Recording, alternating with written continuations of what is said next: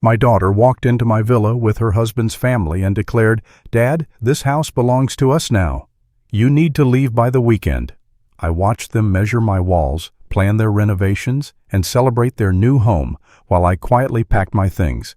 But as I handed over what they thought were the keys, I smiled, knowing they had no idea what was really waiting for them inside those walls.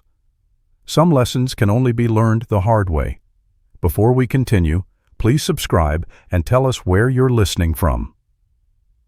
I was sitting in my living room that Tuesday morning, reading the Dallas Morning News with my coffee, when the front door opened without a knock.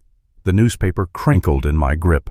My hand tightened around the ceramic mug until my knuckles went bone white. "Dad, this house belongs to us now." Jennifer's voice rang out across the hardwood floors, sharp and final, like ice cracking. Hot coffee sloshed over the rim, threatening to stain the mahogany table Patricia and I had picked out 17 years ago. Back when Jennifer was 18 and believed her old man could fix the world with a toolbox and determination, she stood in my living room doorway with the confidence of someone who'd never built anything from scratch. Behind her, Matthew's parents, Samuel and Susan Williams, surveyed my home like buyers at an open house.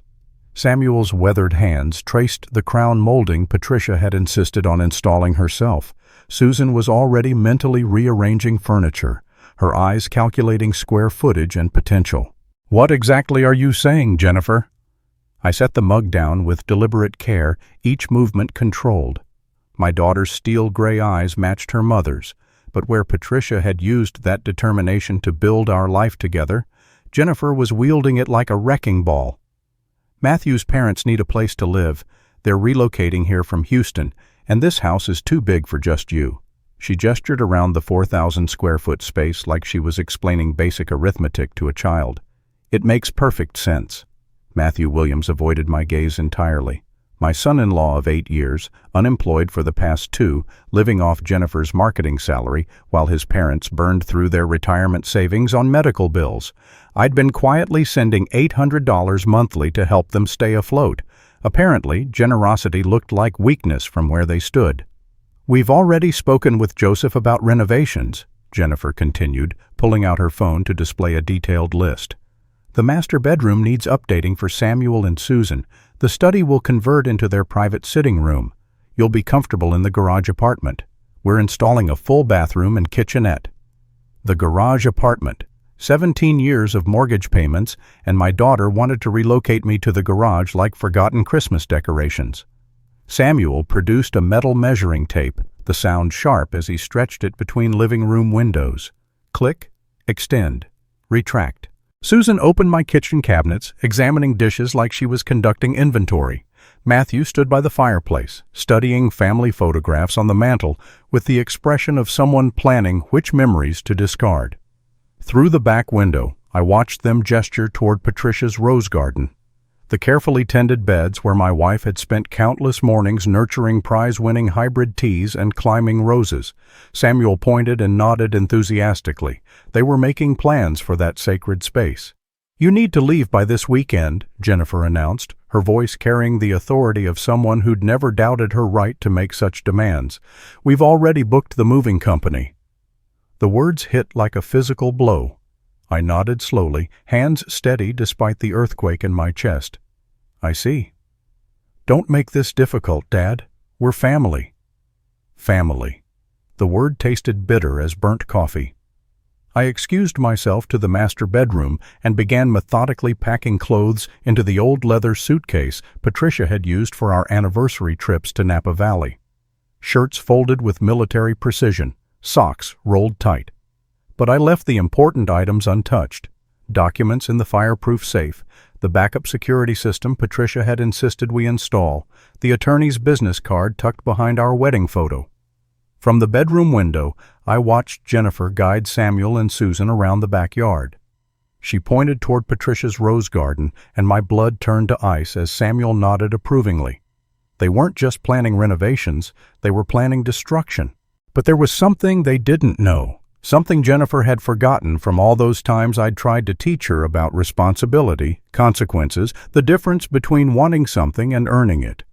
As I folded Patricia's favorite blue cardigan, the one she wore every morning with her coffee, Jennifer's voice echoed from the hallway. "Dad, we need the keys. All of them." I emerged carrying a small brass key ring, house key, deadbolt, and what they assumed controlled garage access. Jennifer extended her palm expectantly, fingers slightly trembling with anticipation. "Here you go," I said, placing the keys with a smile that felt like a well-guarded secret. "Take good care of the place." Her fingers closed around the metal, warm from my pocket. She had no idea these were duplicates I'd made years ago when we first installed the smart lock system. Real control lay hidden in technology she'd never bothered to understand, protected by legal documents she'd never bothered to read. I carried my suitcase toward the door, listening to Samuel discuss bathroom renovations with Susan. Jennifer was already calling contractors about pool installation. Matthew measured walls for furniture they couldn't afford. They had no idea what waited inside those walls. Memories flooded back as I sat in the Budget Inn that Friday night, staring at a phone number I'd been avoiding for 3 days. Anthony Murphy, attorney at law. My friend for 32 years since coaching Little League together, when our daughters were inseparable and futures seemed simple. I dialed. He answered on the second ring. "Jacob? Christ, I was wondering when you'd call. Jennifer's been posting Facebook pictures of her new house. Susan Parker from the neighborhood called me, said moving trucks were parked in your driveway. They think they own it now." I watched the motel's neon sign flicker red-blue-red through thin curtains. Jennifer gave me until the weekend to vacate, handed me keys to what she assumed were all the locks. Anthony's silence stretched long enough for his office clock to tick 5 times. Finally, "Please tell me you didn't sign anything." "Not a damn thing." "Good. Because what Jennifer's doing has a name, elder abuse. But we need to be strategic. When do they plan full occupancy?" "Tomorrow's Saturday. They're hosting a housewarming party Sunday afternoon." "Perfect timing. Give me 24 hours. After hanging up, I allowed myself to truly remember. Not the sanitized version I usually played to avoid pain, but the raw truth of how we built that house. Patricia and I bought the land in 2006, back when Jennifer was finishing high school, and the Dallas suburbs were still mostly empty lots and construction equipment. We'd saved for 8 years, eating pasta dinners and generic cereal while Patricia worked double shifts at the architectural firm and I pulled overtime at the engineering company. Patricia designed every room personally. She'd spread blueprints across our apartment's kitchen table, erasing and redrawing until midnight. "This house needs to tell our story," she'd say, pencil tucked behind her ear like a weapon against mediocrity. "Not just store our belongings." The master bedroom faced east because Patricia loved morning light streaming across her pillow. The kitchen island measured exactly 42 inches high, perfect height for her to knead bread dough. Built-in office shelves accommodated my engineering textbooks and her architecture magazines. Every detail is intentional, personal, ours. We moved in on Jennifer's 18th birthday. I still see her face walking into that new bedroom, twice her old room's size, windows overlooking space reserved for her mother's roses. She hugged us both so tightly I thought she might crack ribs. "Is this really ours?" she whispered. "Every brick," Patricia replied. "Daddy and I built this for our family." Jennifer lived with us through University of Texas at Dallas. I never charged rent, despite friends insisting I should teach responsibility. After graduation, she remained another 2 years establishing her marketing career. Again, no rent. I wanted her to save money, build foundations, and get ahead. When she married Matthew in 2016, Patricia and I funded the wedding. $28,000 earmarked for kitchen renovation. Patricia never complained once. "Our daughter only marries once," she said, writing the caterer's check with steady hands. Cracks appeared after Patricia's diagnosis: pancreatic cancer, stage 4 by discovery. Patricia had 6 months, maybe 8 with aggressive treatment. Jennifer visited twice during those final weeks, both times asking about will updates, never staying long due to work obligations and meetings that couldn't be rescheduled. Patricia died on a Tuesday morning in March, holding my hand in the hospital room where Jennifer should have been. I called my daughter to share the news. "Oh," Jennifer said. I heard typing in the background, probably work emails. "Should I handle funeral arrangements or did you manage that already?"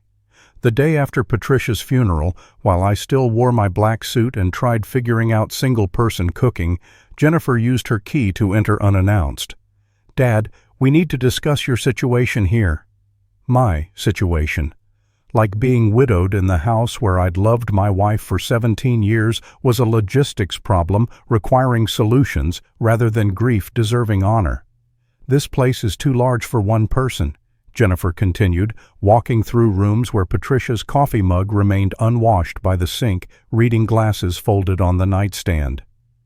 "Matthew's parents face financial difficulties. Perhaps they could rent upstairs, help with maintenance." I'd refused then, said I needed time, wasn't ready. Jennifer backed down, but I caught her calculating, planning. How she studied the house during Christmas dinner, measuring rooms with her eyes, casual questions about my health, finances, future plans. Now I understand. She hadn't worried about my loneliness. She'd been waiting. My phone buzzed with Jennifer's text.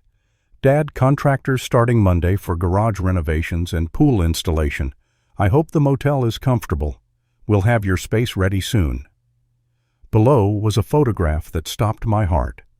Samuel and Susan Williams stood where Patricia's rose garden once bloomed. 17 years of carefully tended hybrid teas and climbing roses, uprooted, destroyed, piled like garbage. Raw earth scarred the backyard where my wife's legacy had celebrated each spring with magnificent color. They looked satisfied with their destruction, ready to install their pool where Patricia's roses had grown. My phone buzzed again. Another photo. Samuel carrying trash bags toward the curb. I could see delicate ceramic pieces through the black plastic. The broken remains of Patricia's favorite coffee mug, the blue one with tiny flowers she'd used every morning for 17 years. I set the phone aside, pulled out the leather notebook Patricia gave me for my 60th birthday. Inside the front cover, she'd written, "For all the stories you haven't told yet." 6 pages filled in 5 years. Now I wrote, "Day 1. Jennifer believes she owns the house. Gave her duplicate keys. Anthony promises 24 hours. They destroyed Patricia's garden and threw away her mug. They have no idea what Sunday will bring." Outside, thunder rolled across the Texas sky like approaching cavalry. Tomorrow will be very interesting indeed. Saturday morning arrived with moving trucks grinding gears in my driveway. I sat in Denny's parking lot 2 miles away, watching Jennifer's Instagram stories unfold like a real-time crime documentary. She documented their moving day with home renovation show enthusiasm. Matthew's parents finally settled into their dream home. She captioned video footage of Samuel carrying boxes into my house. My house. The distinction felt crucial to maintain, even if only in my mind. By noon, curiosity overpowered self-preservation. I drove past slowly. Samuel's ancient Buick occupied Patricia's former parking spot. Susan had hung lace curtains in kitchen windows. Patricia always preferred natural light unfiltered. Matthew supervised contractors preparing ground where roses once grew. Pool installation would begin Monday morning. The moving truck departed at 2:30. I watched from across the street as Jennifer stood on my front porch, arms crossed in satisfaction. She made a phone call I could hear across the quiet neighborhood. "Mom, we're completely moved in," she announced to Matthew's mother, not hers. Patricia had been dead 3 years, but hearing Jennifer claim another woman as family still stung like fresh wounds. That evening brought the invitation via group text. "Housewarming party tomorrow at 2 p.m. Come celebrate our new home with friends and family. Address, 1247 Maple Creek Drive." My address? My house. Their celebration. 20 people received the message, judging by responses flooding my phone. Jennifer's college friends, Matthew's co-workers, neighbors from their former apartment complex. Everyone congratulates them on their beautiful new house and their generous father, who'd given them such an amazing gift. Given them. Like I'd wrapped my life's work with a bow and handed it over smiling. Sunday morning I called Anthony. "It's time. Jacob, I want absolute clarity about what we're initiating. Once this process begins, there's no reversing course. Your relationship with Jennifer may never recover." I thought about Patricia's roses waiting for trash pickup, about her broken coffee mug I'd retrieved from the curb, cradling ceramic pieces like injured birds, about 17 years of marriage memories being erased for a swimming pool. "Some relationships aren't worth preserving," I said. "All right then, I'll see you at 2 o'clock. The housewarming party was fully underway when I arrived. Cars lined both sides of Maple Creek Drive. Music and laughter spilled from the backyard where contractors had covered destroyed rose beds with blue tarps. Jennifer had hired caterers, probably using the emergency credit card I'd authorized for family expenses. I approached the front door, tried my key. It didn't work. Jennifer had changed locks, naturally. I knocked. Samuel answered wearing a Kiss the Cook apron, holding a beer, grinning like he'd won the lottery. "Jacob, you made it. Come in, come in. Susan's been cooking all morning. Well, in your kitchen, but you understand." He laughed like he'd crafted the world's cleverest joke. The house overflowed with strangers. Jennifer's friends clustered around the kitchen island, praising Susan's cooking.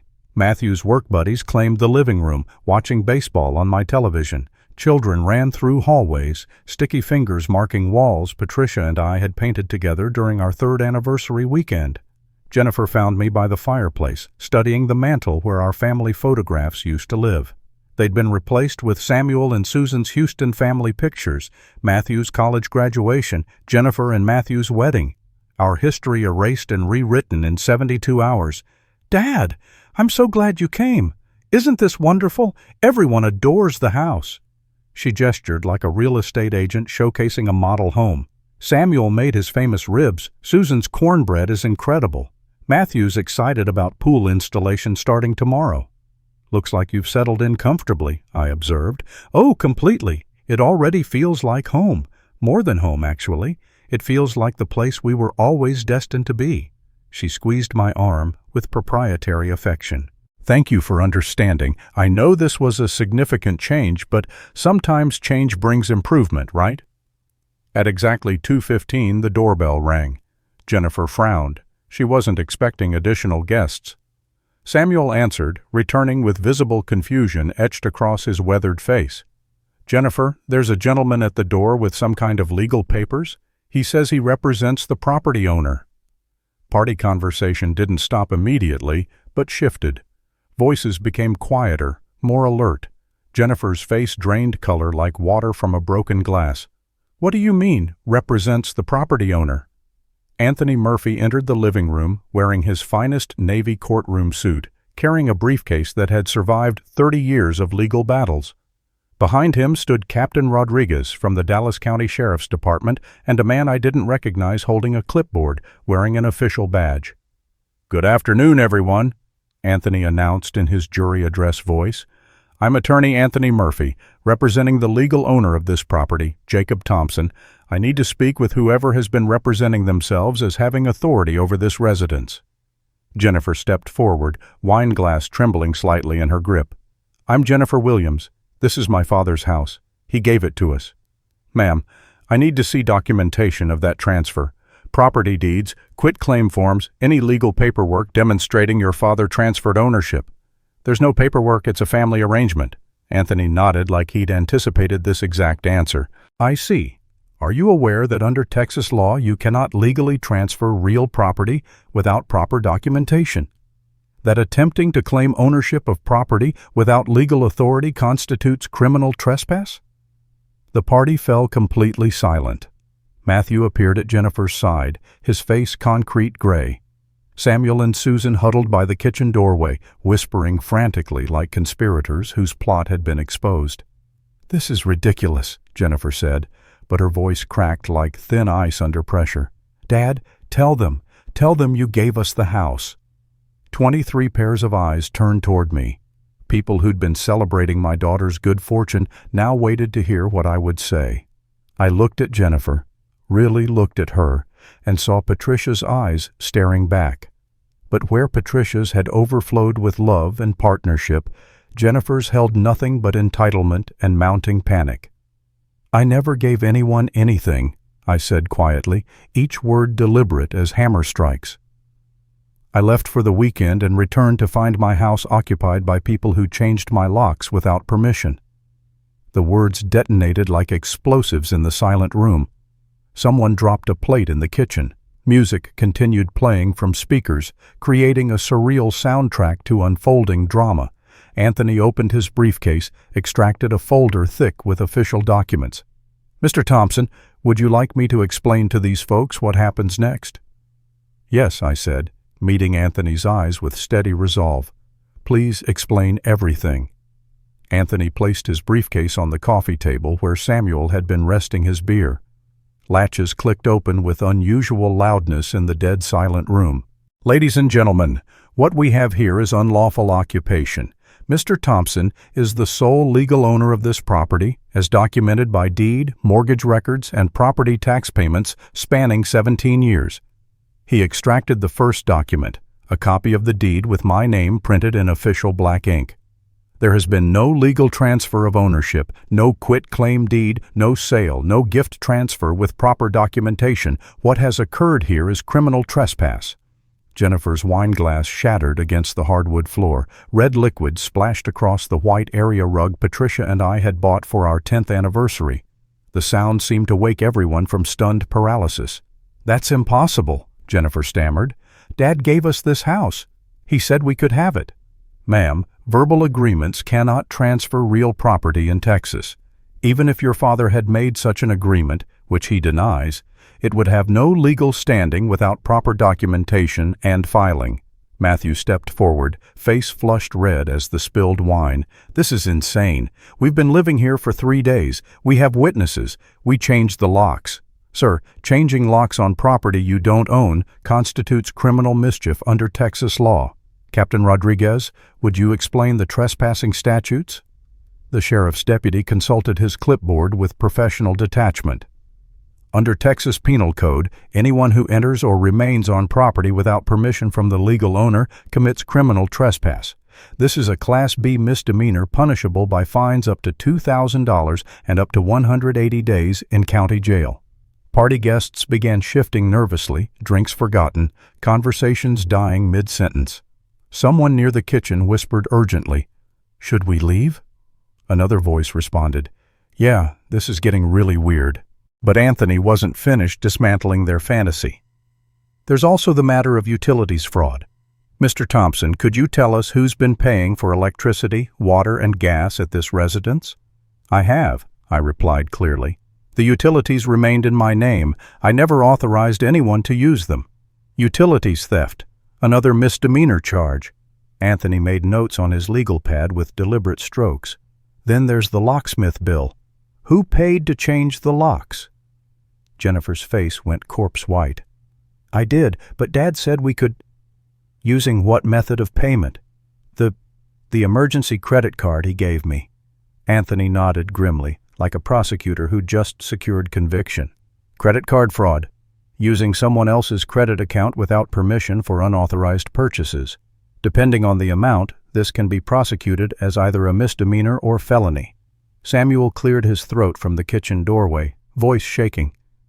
"Excuse me, but we didn't know any of this. Jennifer told us Jacob was giving us the house. We moved our entire lives here from Houston." "Sir, ignorance of the law isn't a legal defense, but I understand you may be victims here as well. The question is whether Ms. Williams misrepresented her authority to make such an offer." All eyes turned back to Jennifer. She stared at the wine stain spreading across Patricia's rug like blood from a wound, hands trembling uncontrollably.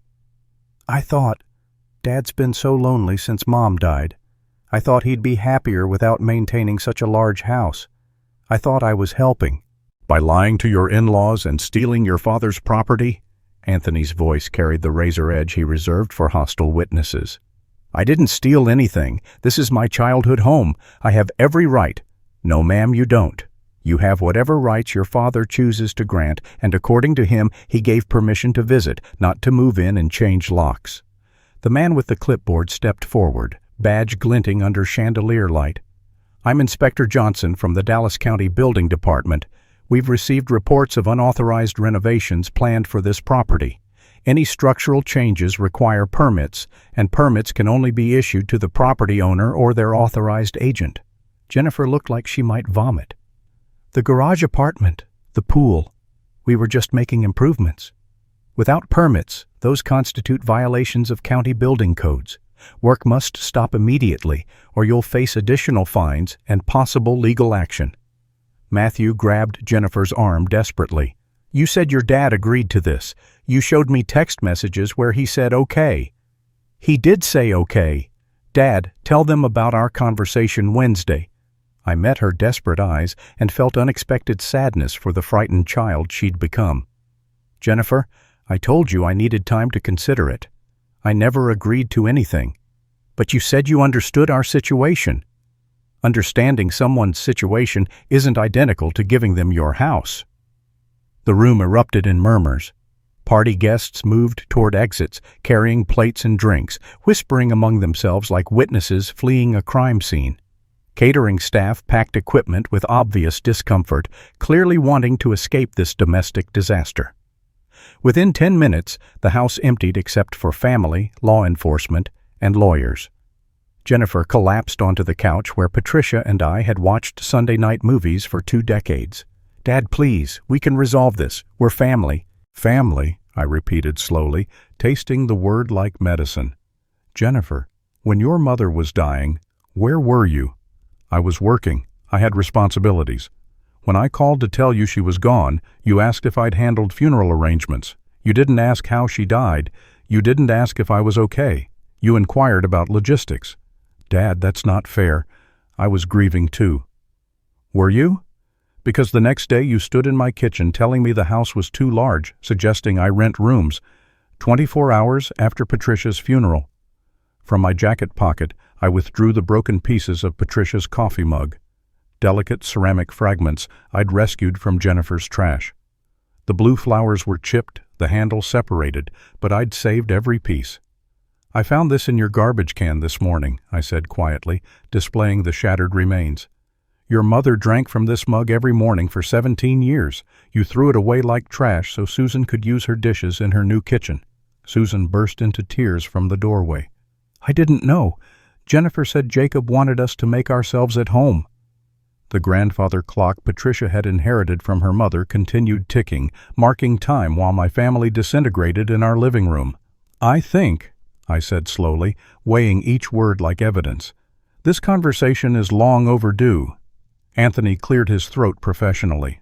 Perhaps we should continue this privately. Captain Rodriguez, could you and Inspector Johnson give us a few minutes? The officers nodded and stepped outside, leaving only family in the living room where Patricia and I had hosted 17 Christmas mornings. The silence felt heavy, expectant, like air before a thunderstorm. I walked to the fireplace and pressed a section of stone hearth that appeared identical to every other section. A small panel slid open silently, revealing a digital interface Patricia and I had installed during the security upgrade 5 years ago. Jennifer's eyes widened in shock. What is that? Your mother was an architect, Jennifer. She designed hidden features into this house that you never bothered learning about. I entered a 6-digit code and the interface illuminated with blue light, including a comprehensive security system with audio recording capabilities. Matthew's face went ash gray. Recording capabilities? Texas is a one-party consent state. I can legally record any conversation in my own home. I touched the screen and a menu appeared, displaying dozens of audio files organized by date. Would you like to hear what you've been saying about me for the past 3 months? Jennifer stood abruptly, wine stains spreading across her dress like guilt made visible. Dad, you wouldn't. Wouldn't I? You stole my house, Jennifer, changed my locks, threw me out like garbage, had a party to celebrate stealing my life's work. I selected a file dated 6 weeks prior. Let's start with this conversation.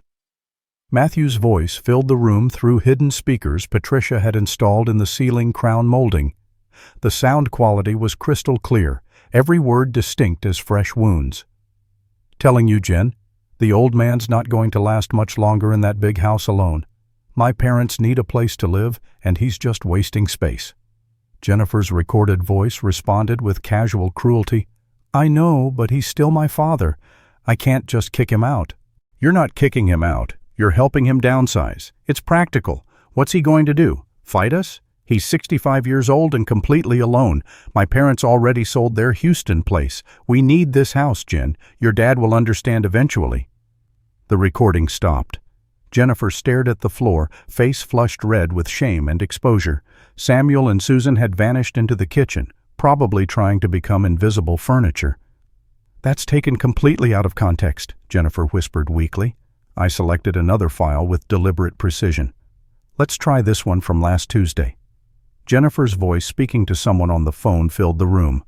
Sarah, you should see this place after we get settled. 4 bedrooms, 3 full baths, that gorgeous gourmet kitchen.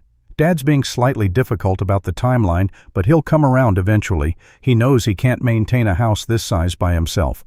Her friend Sarah's voice responded with obvious envy.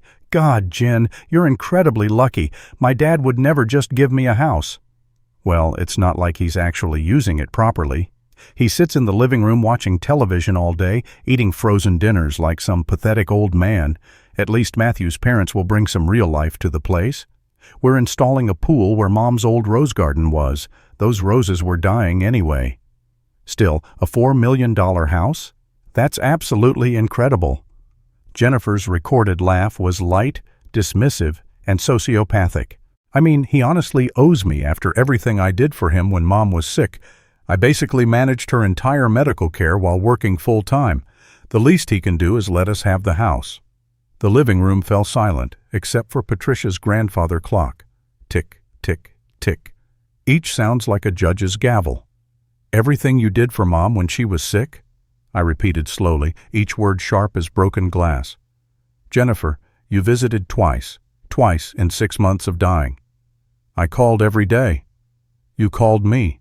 Asked about her condition, treatments, whether I needed paperwork handled. You never asked to speak with her directly. She was sleeping most of the time.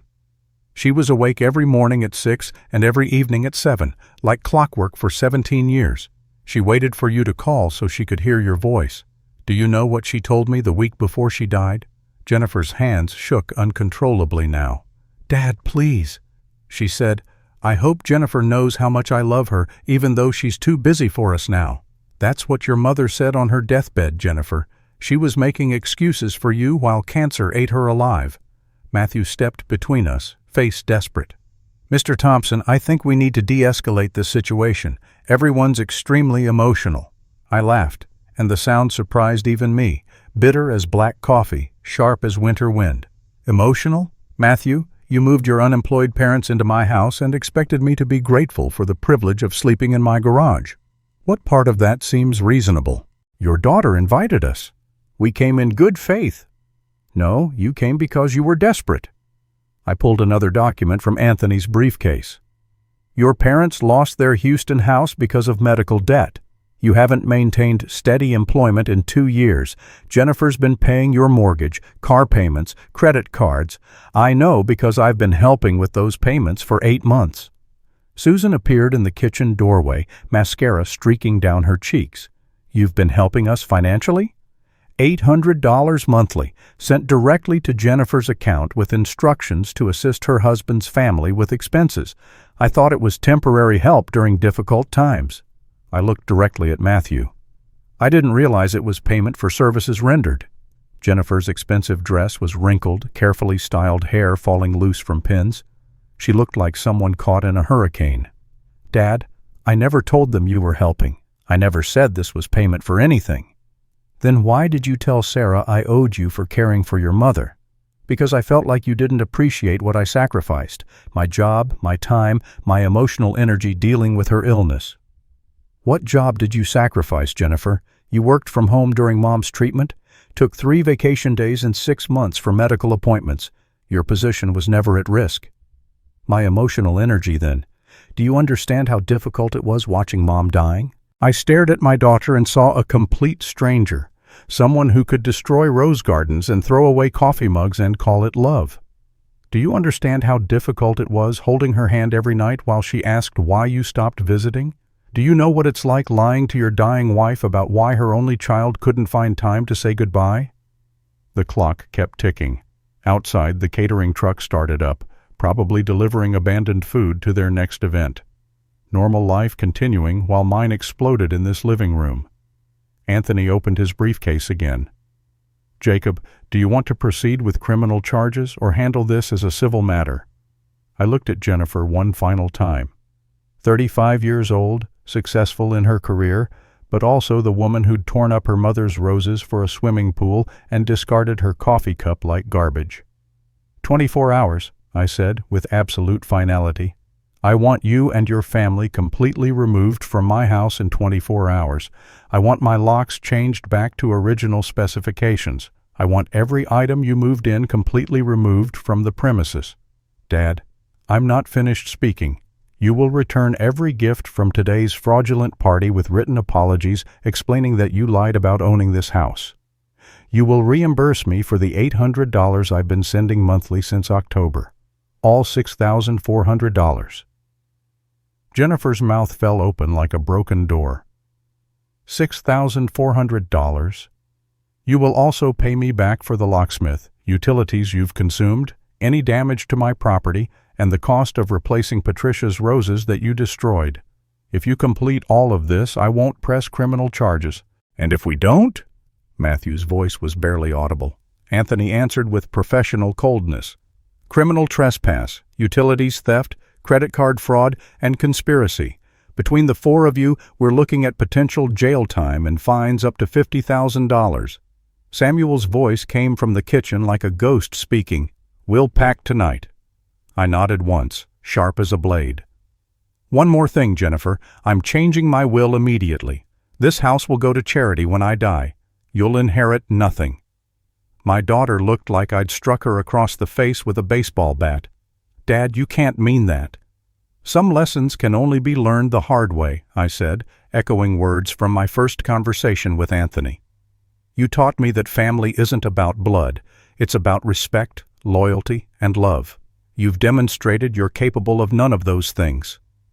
The finality settled over the room like dust after an explosion, coating everything in gray silence. 6 months later, I was replanting Patricia's roses when a modest sedan pulled into my driveway. The new bushes were small but healthy, roots taking hold in soil where their predecessors had bloomed for 17 years. I'd chosen identical varieties Patricia had loved, hybrid teas and climbing roses that would eventually cover the trellis she'd designed with her architect's precision. Jennifer stepped out, looking thinner, older somehow. She approached slowly, staying on the driveway like she feared stepping onto grass might trigger alarms. Dad, she said quietly, voice smaller than I remembered. I wanted to tell you we're moving to Austin. Matthew found steady employment there. I continued working, hands deep in rich soil that smelled like possibility and new beginnings. Good for him. We've been in therapy, both of us. Dr. Campbell has been helping us understand what we did wrong. She paused, waiting for a response. When none came, she continued with obvious difficulty. I know you probably don't care, but I wanted you to know that I understand now. What I did to you was horrible, unforgivable. I sat back on my heels, really looked at her for the first time since she'd arrived. The expensive clothes were gone, replaced by simple jeans and a cotton shirt that had seen actual washing. Her hair was pulled back in a practical ponytail instead of the elaborate styling she'd favored during her house-stealing period. She looked like someone who worked for a living now, not someone who lived off others' generosity. Have you repaid the $6,400 you owe me? Every penny, plus interest. I sent the final payment last week. That was accurate. The payments had arrived regularly for months, always precisely on time, always exactly the amount agreed upon. And the gifts from your fraudulent housewarming party? Returned, with written apologies. She pulled out her phone, showed me a photograph. This is the letter I sent to everyone who attended. I explained everything. The lies, the theft, the fraud. I told them you never gave us permission to take your house. I read the letter on her screen. It was thorough, honest, and humiliating. It would have cost her friendships, professional relationships, and social standing. Most people would have found excuses, blamed circumstances, minimized their actions. Jennifer had confessed everything. Why? I asked simply. because it was the right thing to do, because you taught me better than that, and I forgot." She put the phone away with shaking hands. "Because Mom would have been ashamed of me." The mention of Patricia made my chest tighten like a closing fist. Yes, she would have been. I know. I think about that every single day. Jennifer's voice cracked slightly like ice under pressure. I think about how I threw away her coffee cup, how I tore up her garden, how I tried to erase everything she loved about this house. You did erase it. That cup was irreplaceable. Those roses took decades to mature. I know. And I can never undo that damage. She gestured toward the new plantings with obvious regret. But I see you're trying to rebuild what I destroyed. Some things can be rebuilt, others cannot. Jennifer nodded, tears beginning to fall like spring rain. I wanted to tell you that Matthew's parents are doing better. Samuel got a full-time position at Home Depot in Austin. Susan started a catering business. They're proud people, Dad. Having to leave here in shame nearly broke them, but they're rebuilding their lives too. Good for them. Dad, I know I have no right to ask anything from you, but I wanted you to know that I'm trying to become the person you and Mom raised me to be. It's probably too late, but I'm trying. I stood slowly, knees protesting after an hour of garden work. Jennifer was 35 years old, successful in her career, but standing there crying in my driveway, she looked like a lost child who'd wandered too far from home and couldn't find her way back. It's never too late to become a better person, Jennifer, but it's also never automatic. You have to earn it every single day for the rest of your life. Will you ever forgive me? I looked at her, then at Patricia's new roses, then at the house where we'd built our life together. Some wounds heal. Others leave scars that never fully fade. Some relationships can be repaired. Others can only be accepted for what they've become. I don't know, I said honestly. Some damage runs too deep for forgiveness. But I don't hate you. And if you truly become the person your mother wanted you to be, that might be enough. Jennifer nodded, wiping her eyes with the back of her hand like she'd done as a child after skinning her knee. Thank you for that. It's more than I deserve. She turned to leave, then stopped. Dad, would it be okay if I sent you a card on Mom's birthday, just to let you know I'm thinking of her? I felt something cold settle in my chest, like winter returning after false spring. Patricia's birthday is not for you to remember anymore. You made your choice about what her memory meant to you when you threw her cup in the trash and destroyed her garden. The words hit her like physical blows. She absorbed each one without protest, nodded once with the acceptance of someone who understood justice, got back in her car, and drove away without looking back. I returned to my roses, pressing soil gently around their roots with the careful attention Patricia had taught me. Some lessons can only be learned the hard way, but some people never learn them at all. Time would tell which category Jennifer fell into. 2 years passed like seasons changing. The letter arrived on Patricia's birthday, March 15th. Jennifer's handwriting on the envelope, but I almost discarded it unopened. Almost threw it away like she'd thrown away her mother's cup. But something made me hesitate. Inside was a single photograph. Jennifer kneels beside a small garden, planting roses. Behind her was a modest apartment complex in Austin. The roses were identical varieties I'd been growing in Patricia's memory, hybrid teas and climbers that would require years to mature into full glory. On the back of the photograph she'd written, I know I lost the right to remember her in your house, but I'm trying to honor her memory. No card, no request for forgiveness. Just letting you know that some lessons, no matter how hard, are worth learning. I stood in my kitchen, studying the photograph of my daughter trying to rebuild what she'd destroyed. Outside the window, Patricia's roses were beginning their third spring, stronger and more beautiful than their first year. They'd survived transplantation, harsh winter, scorching summer. They'd endured and grown because their roots had found purchase in soil that welcomed them. Some stories end with reconciliation. Others end with justice. Mine ended with something more complex. Understanding that redemption is possible but never guaranteed, that forgiveness cannot be demanded but might someday be earned through consistent action over time. I placed the photograph in the drawer with Patricia's reading glasses and her coffee cup, the one I'd had professionally restored after rescuing it from Jennifer's garbage. The ceramic was stronger now where it had been broken, reinforced with gold like the Japanese art of kintsugi. Some things, when properly repaired, become more beautiful than they were originally. The roses will bloom again this spring, and perhaps, in time, so might the possibility of forgiveness. But that was a decision for another day, another season, another year of watching whether my daughter's actions matched her words. I went to the garden and tended Patricia's roses, feeling at peace for the first time in years. This house, my house, Patricia's house, our house, was exactly where it belonged. With me for as long as I was meant to care for it, and eventually with people who would understand its value not as a commodity to be taken, but as a home to be cherished. 3 years later. The knock came on a humid August evening when I was watering Patricia's roses in the fading light.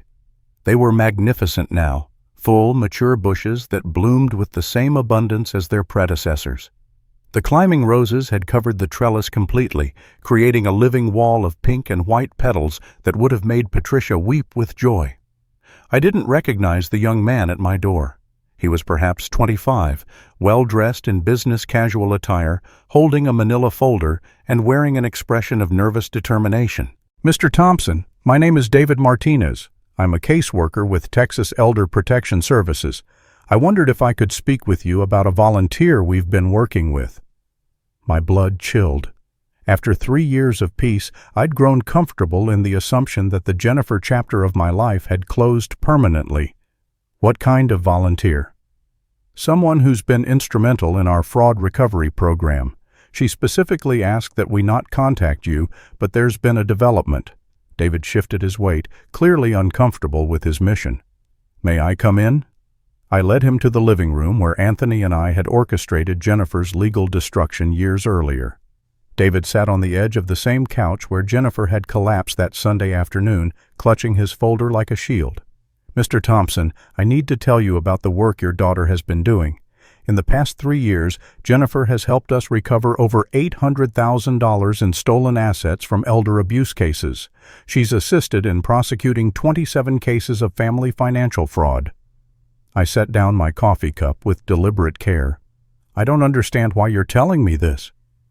"Because 3 weeks ago, Jennifer collapsed during a client meeting. She's been diagnosed with stage 4 pancreatic cancer, the same type that killed your wife." The words hit like sledgehammers. I gripped the armrest to steady myself against a wave of vertigo that threatened to topple me from the chair. "How long does she have?" 6 months, possibly 8 with aggressive treatment. "But Mr. Thompson, there's something else you need to understand about the work she's been doing." David opened his folder, extracted a thick stack of documents. "Your daughter doesn't just help with financial recovery. She speaks to senior groups about family fraud. She uses her own story, what she did to you, as a cautionary tale." He handed me a transcript of one of Jennifer's presentations. I read the first paragraph and felt my world shift on its axis. "My name is Jennifer Williams, and 3 years ago, I committed the worst crime imaginable against someone I loved. I stole my widowed father's house while he grieved my mother's death. I changed his locks, threw away my mother's possessions, and destroyed her rose garden to build a swimming pool. I am here today to make sure none of you ever experience what I put my father through." "She's brutally honest about her actions," David continued. "Some of the seniors she's helped said her willingness to confess her mistakes made them feel less ashamed about being victimized by their own family members." I continued reading. Jennifer described in painful detail how she'd manipulated Matthew's parents, used their desperation against them, thrown away Patricia's coffee cup, and destroyed the roses. She held nothing back, painted herself as the villain she'd been. "Why are you showing me this?" "Because yesterday, Jennifer asked us to do something unusual. She wants to establish a foundation in your wife's name, the Patricia Thompson Elder Protection Foundation. She's donating her entire life savings, approximately $200,000, to fund it." My hands began trembling. "She can't possibly have that much money." She's been living in a studio apartment, driving a 15-year-old car, eating rice and beans for dinner. Every penny she's earned beyond basic survival has gone into this fund. She wants it used specifically to help elderly people whose families have stolen their homes. David pulled out another document. She also asked me to give you this letter. She made me promise to deliver it personally, but only if something happened to her health. She never intended for you to know about any of this work while she was alive. The envelope was cream-colored, expensive paper despite Jennifer's apparent poverty. My name was written in her careful handwriting across the front. Inside, her words were precise, measured, honest. Dad, if you're reading this, it means I'm dying and David kept his promise to deliver this only then. I need you to know that every day for the past 3 years, I've tried to earn back the right to call myself your daughter, not through letters or visits or apologies, but through action. My vision blurred as I continued reading. I've helped save 27 elderly people from losing their homes to family fraud. Each time I see their pain, I see your face that Sunday afternoon when you realized what I'd done. Each time I recover their stolen money, I remember the $6,400 I took from you. Each time I testify against an abusive family member, I think about how I should have been prosecuted for what I did. The letter was 4 pages long, detailing specific cases she'd worked, money she'd recovered, families she'd saved. She'd become an expert in elder law, studied financial fraud patterns, and learned to trace hidden assets, all in service of undoing damage identical to what she'd inflicted on me. I know I forfeited the right to your love or forgiveness, but I hoped that someday you might hear about this work and feel proud that Patricia's daughter, because I am still hers, even if I'm no longer yours, had finally learned what family really means. It means protection, not exploitation. It means sacrifice, not theft. It means honoring those we love, not destroying their legacies. The final paragraph made my chest ache with emotions I couldn't name. The foundation is my final apology, not to you, because words can't repair what I broke, but to Mom's memory. Every elderly person we save from fraud will be a rose replanted in her garden. Every family we keep together will have a crack repaired in her coffee cup. I know she would want her name used to protect people like you, Dad, people who loved fully and deserved better than children who forgot what love actually means. I set the letter down with shaking hands. David watched me with the careful attention of someone trained to handle emotional crises. "There's more," he said gently. "Jennifer has been paying for someone else's medical care for the past 2 years, anonymously. She found out about it through a mutual acquaintance and insisted on covering all expenses." My blood turned to ice. Whose medical care? Susan Williams, Matthew's mother.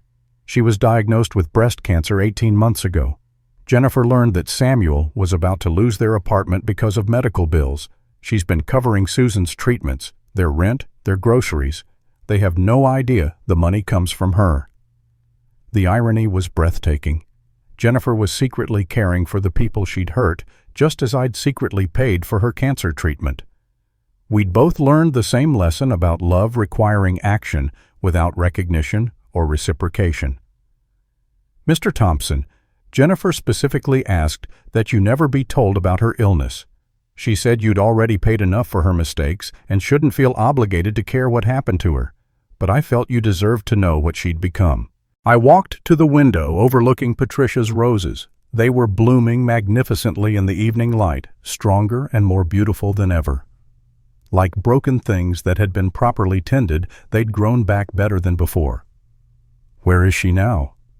MD Anderson Cancer Center in Houston, same hospital where your wife was treated. She's been there for 2 weeks, starting an experimental treatment protocol. Matthew's with her, so are his parents. "How is she handling it?" David's expression grew soft. "Like someone who's made peace with her choices. She's more concerned about finishing her current caseload than her prognosis. 3 more families she's trying to save before—" He didn't finish the sentence. I stood there for long minutes, watching shadows lengthen across the garden Patricia and I had planned together, that Jennifer had destroyed, that I had rebuilt. Cycles of creation and destruction and creation again, like seasons turning, like roses blooming and dying and blooming once more. "Thank you for telling me," I said finally. "But Jennifer was right. She forfeited the right to my concern 3 years ago." David nodded, gathering his papers. "I understand, sir. But before I go, there's one more thing she wanted you to know. She arranged for her body to be cremated and the ashes donated to a memorial garden for cancer patients. She specifically requested that none of her remains be buried near your wife's grave.